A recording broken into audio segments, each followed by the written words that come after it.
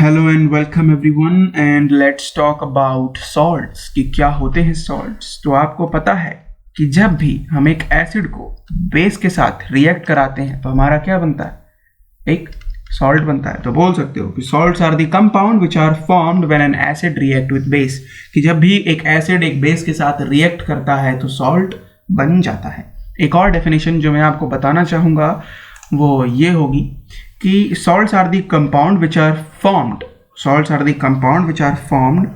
from an acid। वो किससे बनती हैं? एसिड से बनते हैं। when the hydrogen part of an acid is replaced with a metal, कि जब भी किसी एसिड के हाइड्रोजन पार्ट को किसी मेटल से आप रिप्लेस कर देंगे तो वो एक सॉल्ट बना देगा। एग्जाम्पल के लिए HCl, इसके हाइड्रोजन पार्ट को हम सोडियम से रिप्लेस करते हैं NaCl, एक सॉल्ट है।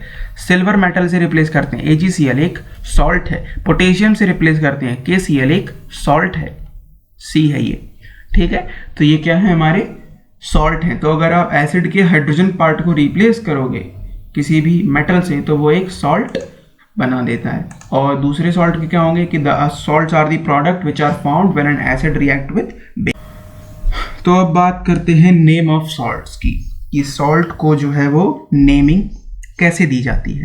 तो देखो, सॉल्ट हमारा दो हिस्सों से बनता है, एक तो एसिड और एक बेस, ठीक है। तो सॉल्ट के भी हम दो नाम देंगे, एक तो हमारा फर्स्ट पार्ट होता है सॉल्ट के नेम का और एक होता है सेकंड पार्ट। जो सॉल्ट के नेम का जो फर्स्ट पार्ट होता है वो बेस से लिया जाता है, और सॉल्ट का सेकंड पार्ट जो होता है वो बनता है एसिड के नाम से, वो लिया जाता है एसिड से। यानी कि अब देखो कैसे, कि अगर एसिड था HCl, अगर HCl से बनने वाले हैं तो जो सेकंड नेम होगा उन्हें बोला जाएगा क्लोराइड, ठीक है। यानी कि HCl से बनने वाले सॉल्ट क्या होते हैं, क्लोराइड्स होते हैं। और H2SO4 सल्फ्यूरिक एसिड से बनने वाले सॉल्ट्स क्या होते हैं, सल्फेट्स। इनके हम एग्जाम्पल भी देखेंगे अभी।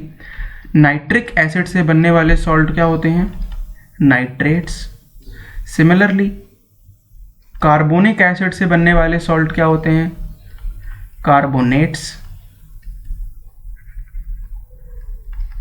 और एसिटिक एसिड से जो बनने वाले सॉल्ट होते हैं उन्हें बोला जाता है एसिटेट्स, ठीक है। तो हम इनका अभी एक एक एग्जांपल देख लेते हैं। HCl से क्लोराइड का कैसे होता है, कि अगर HCl और NaOH का रिएक्शन हो तो क्या बनेगा, NaCl। हाँ, तो ये ले लिया जाएगा मेटल के नाम से, ठीक। कि जो फर्स्ट पार्ट है ये बेस से आया है तो इसी मेटल से दे देते हैं, चाहे बेस का मेटल बोलो चाहे इसका मेटल। तो इसका नेम क्या होगा, सोडियम। और क्योंकि ये HCl से बना है, ठीक है, तो इससे नेम क्या जाएगा, क्लोराइड। और अगर यही किससे बना होता है, H2SO4 से, तो इसका नाम क्या पड़ती है, कंपाउंड क्या बनता है ये, Na2SO4, सोडियम सल्फेट, ठीक। और अगर ये बना होता है एसिटिक एसिड से, एसिटिक एसिड होता है CH3COOH प्लस NaOH। ये रिएक्शन देख लो, इंपॉर्टेंट भी है आपके लिए, कि एसिटिक एसिड की जब रिएक्शन NaOH के साथ होती है तो बनता है हमारा CH3COONa और प्लस H2O, ठीक है। ये हमारा कंपाउंड होता है CH3COONa और H2O। इसका नाम क्या होगा, सोडियम एसीटेट। क्या नाम होगा इसका, सोडियम एसीटेट। सोडियम वाला हिस्सा ये और एसीटेट वाला हिस्सा ये। तो ऐसे हम करते हैं इनकी नेमिंग। अब बात करते हैं फैमिली ऑफ सॉल्ट की। फैमिली ऑफ सॉल्ट कि कौन कौन से सॉल्ट जो है वो एक ही फैमिली का हिस्सा होंगे। तो कोई भी सॉल्ट जो है वो दो हिस्सों से मिलकर बनता है, एक तो पॉजिटिव पार्ट और एक नेगेटिव पार्ट। तो ऐसे सॉल्ट जिनका पॉजिटिव पार्ट सेम हो, ऐसे सॉल्ट जिनका पॉजिटिव पार्ट सेम हो वो एक फैमिली का हिस्सा होते हैं। और ऐसे सॉल्ट जिनका नेगेटिव पार्ट अगर सेम हो तो उन्हें भी हम एक अलग फैमिली का हिस्सा बोलते हैं। जैसे NaCl, जो NaCl है, ठीक है, और NaCl हो गया। एक और सॉल्ट ले लेते हैं हम, जैसे कि NH4Cl, NH4Cl। तो इसका नेगेटिव पार्ट इसके नेगेटिव पार्ट से सिमिलर है, तो हम इसे बोल सकते हैं कि ये एक ही फैमिली का हिस्सा है, ठीक है। यानी कि ये कौन सी फैमिली का हिस्सा है, क्लोराइड फैमिली। ये दोनों क्या है, क्लोराइड सॉल्ट हैं। ये भी HCl से बना है, ये भी HCl से, इसमें भी HCl का यूज़ किया गया है और इसमें भी HCl का यूज़ किया गया है। तो ये हमारे क्लोराइड सॉल्ट्स हैं। सिमिलरली दूसरे सॉल्ट भी हमारे हो जाते हैं, जैसे NaCl है, तो ये हमारा सोडियम फैमिली का हिस्सा भी है और क्लोरीन फैमिली का भी हिस्सा है। MgSO4 ये मैग्नीशियम फैमिली का हिस्सा है और सल्फेट फैमिली का हिस्सा भी है। तो अगर MgSO4 और K2SO4 दोनों ले लिए जाएं तो बोल सकते हैं कि ये दोनों सल्फेट फैमिली का हिस्सा है, क्योंकि इसमें भी SO4 है और इसमें भी SO4 है। और अगर हमारा Na2SO4 आ जाए तो आप बोल सकते हो कि एक मिनट, कि हमारा जो MgSO4 है, K2SO4 है और Na2SO4 है, ये तीनों ही सल्फेट फैमिली का हिस्सा है, क्योंकि इन तीनों में ही क्या है, सल्फेट। और साथ ही साथ ये दोनों सोडियम फैमिली का हिस्सा भी है। क्यों? क्योंकि इनका जो आगे वाला पार्ट है ये क्या है, सेम। ये दोनों क्या है, सोडियम, इसीलिए ये दोनों सोडियम फैमिली का भी हिस्सा है और ये जो है सल्फेट फैमिली का भी हिस्सा है। तो एक सॉल्ट दो फैमिली का हिस्सा हो सकता है। अब बात करते हैं pH of the salt solution, कि सॉल्ट सॉल्यूशन की pH क्या होगी। ठीक है, तो देखो बहुत सारे जो सॉल्यूशंस होते हैं सॉल्ट के, अगर आप बनाओगे, जैसे अगर आप नमक का बनाओगे तो जनरली 7 pH दे देते हैं। ठीक, बहुत सारे ऐसे सॉल्ट होते हैं जिनकी pH वैल्यू क्या होती है, 7 होती है। बट कई ऐसे सॉल्ट भी होते हैं जिनकी pH वैल्यू 7 से कम होती है और कुछ ऐसे होते हैं जिनकी 7 से ज़्यादा होती है। तो वो कैसे होती है और कब होती है देख लेते हैं। तो देखो, अगर एक स्ट्रॉन्ग एसिड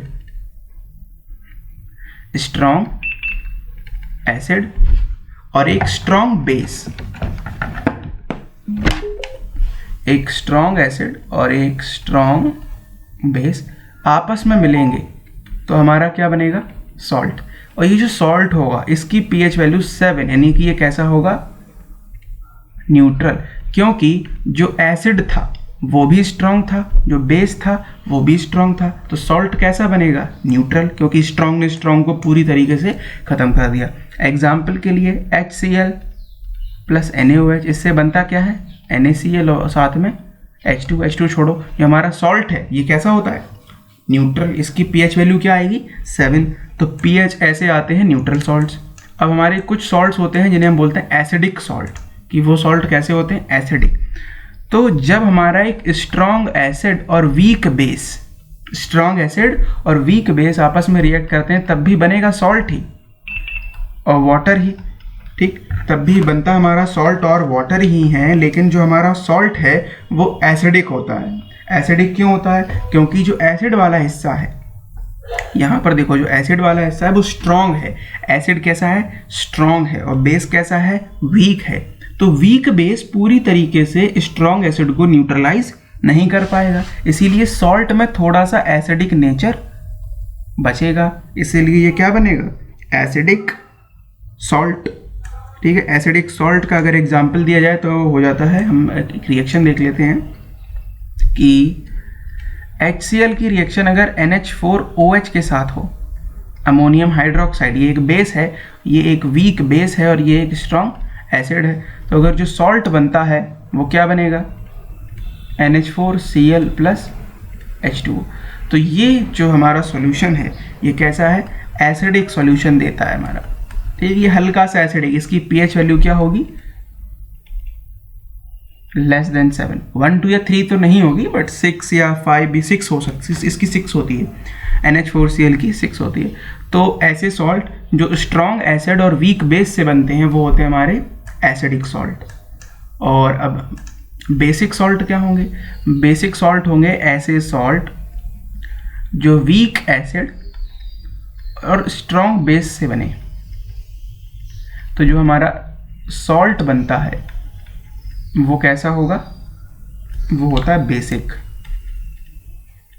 ठीक, एग्जाम्पल के लिए वीक एसिड की अगर हम बात करें तो वीक एसिड हम ले सकते हैं CH3COOH, स्ट्रॉन्ग बेस हम ले सकते हैं NaOH।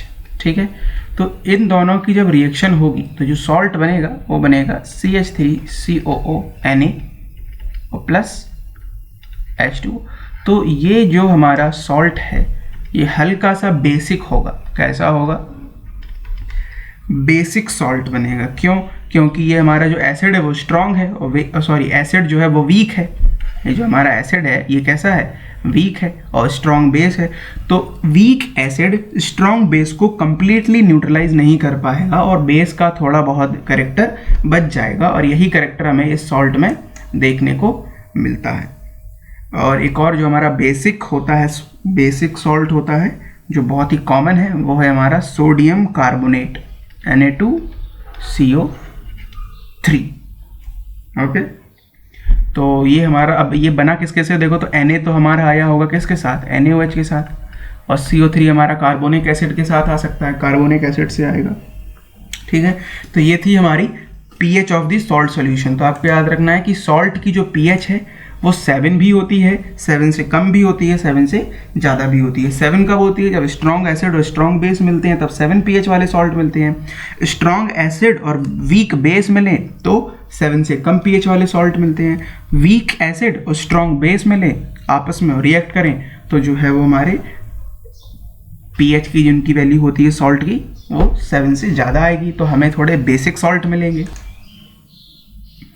ठीक है, तो ये हमारे बेसिक सॉल्ट हो जाते हैं। अब आपको मैं बता दूं कार्बोनिक एसिड की जो मैं बता रहा, देखो वो होता है हमारा H2CO3, ये होता है हमारा कार्बोनिक एसिड, और अगर ये हमारा NaOH के साथ रिएक्ट करेगा तो बना लेता है क्या, Na2CO3। ये हमारा क्या है, एक वीक बेस। ठीक, क्यों, क्योंकि ये स्ट्रॉन्ग बेस है, और ये स्ट्रॉन्ग क्या है, ये क्या है, स्ट्रॉन्ग बेस है, और ये क्या है, वीक एसिड।